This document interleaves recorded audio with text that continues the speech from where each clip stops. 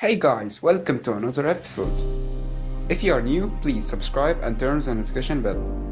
If you imagine for a second, what if Alexander Graham Bell wasn't born? Will be there no telephone to communicate with each other? Actually, no. There will be. But we knew that Graham Bell is the who invented the telephone. But unfortunately, no. He wasn't the only one. Let me tell you. At 14 February 1876, there was a scientist called Elisha Gray, asked his lawyer to go to the patent office in USA to record as he was the first to invent something that was very great and changed our life and helped us to communicate easily, and it was the telephone. But actually we didn't hear about Elisha Gray. All of us knew that who invented the telephone is Graham Bell. Let me tell you that both of them invented the same thing.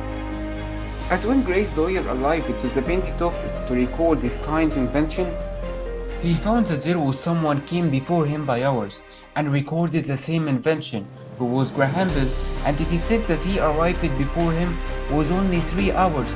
Can you imagine that? That if Elisha Gray arrived earlier, he would be the person who is famous by the telephone inventor.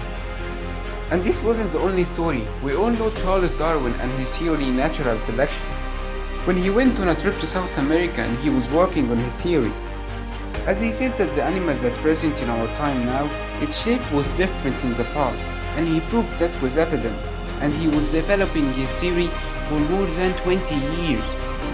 And what was impressive, that there was a scientist working on the same theory and reached to the same result.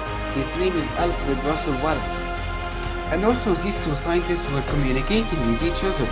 Wallace was giving to Darwin some information and books, and at one time Wallace sent to Darwin a theoretical draft, and when he read it he noticed something weird, that Wallace reached to the same results and the conclusions that Darwin reached to it.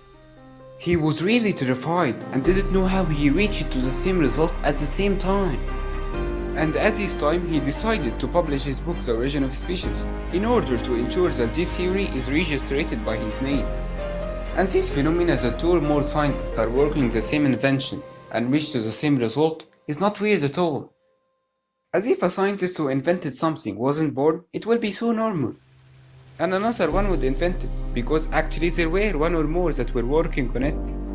And like Gottfried Leibniz, who invented the calculus, Isaac Newton was working on the same thing.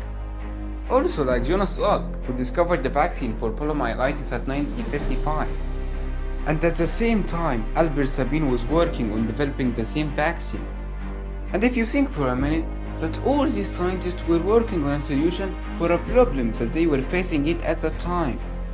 So it is totally normal to find many scientists working on the same thing. And also the discovery of the agriculture, which is before 23,000 years, didn't appear in only one place. And the scientific proof says that at different places in the world, it appeared and began to develop.